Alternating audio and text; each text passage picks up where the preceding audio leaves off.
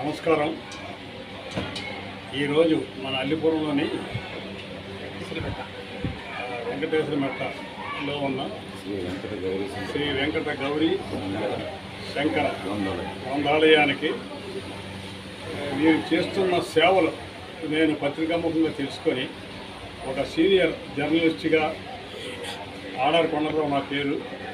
Senior జర్నలిస్ట్గా ఈ కార్యక్రమానికి నేను హాజరు కావడమే కాకుండా నా వంతు ఈ గ్రంథాలయానికి ఏదో సాయం చేయాలనే కుతూహలంతో సుమారు 20,000 రూపాయలు విలువైన 200 వరకు పుస్తకాలని విరాళం ఇవ్వడం జరిగింది.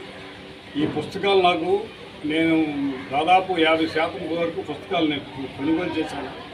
మొదటి నుంచి నేను గ్రంథాలయ నిర్వహణలో కార్యక్రమాల్లో వాటిలో కూడా చాలా యాక్టివ్గా మా సొంత గ్రామం అనకాపల్లి దగ్గర ఉన్న మునపాకులో మేము కార్యక్రమం చేసేవాళ్ళమి. ఆ ఆసక్తితో పుస్తకాలు చదవడం, దట్టు వామపక్ష రాజకీయాలతో నాకు సంబంధం ఉండడం, ఈ 2 కారణాల వల్ల ఈ పుస్తక పఠనం నాకు ఇంట్రెస్ట్.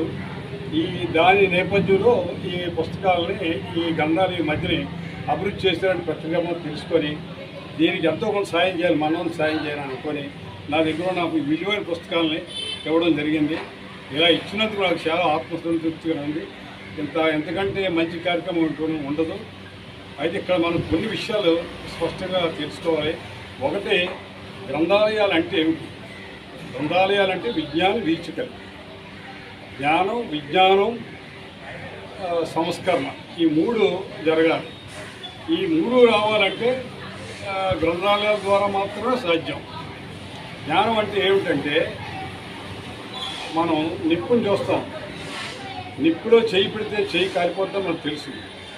అంటే ఆ చేయి పెట్టకూడదు అనేది మనకు తెలుసు. అంటే జ్ఞానం మీకు ఉన్నట్టు. విజ్ఞానం అంటే ఏంటంటే అసలు నిప్పు ఎలా పోతుంది, ఎలా తయారవుతుంది, ఏ రూపాల్లో నిప్పు వస్తుంది అనేది 2వ భాగం.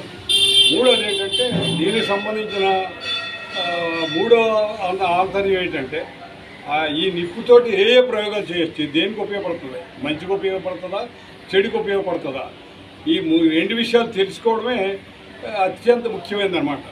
ఈ 3 తెలియాలంటే పుస్తకాలు చదవాలి. ఇప్పుడు మోడర్న్ టెక్నాలజీలో ఈ మీడియాలో వస్తున్న దీనివల్ల తప్పుడు కథనాలు కానివ్వండి, స్మార్ట్ ఫోన్లకు అలవాటు పడడం వల్ల ఈ గ్రంథాలయ పఠనం తగ్గింది. కరెక్ట్ కాదు. ఖచ్చితంగా గ్రంథాలయాలకు ఉన్న ఔన్నత్యం గ్రంథాలయాలకు ఉంది. ఆ గ్రంథాలయాన్ని కాపాడుకోవాల్సిన బాధ్యత మన అందరిపై ఉంది, అలాగే ప్రజలందరిపై ఉంది. దీన్ని ప్రోత్సహించే వాళ్ళందరినీ మనం గుర్తించి వాళ్ళందరి సహకారం తీసుకొని ఈ గ్రంథాలయాన్ని మరింత ముందుకు తీసుకెళ్లాలని, ఈ గ్రంథాలయానికి ఉజ్వల భవిష్యత్తు కలగాలని మనస్ఫూర్తిగా కోరుకుంటూ సెలవు తీసుకుంటున్నాను. Okay sir.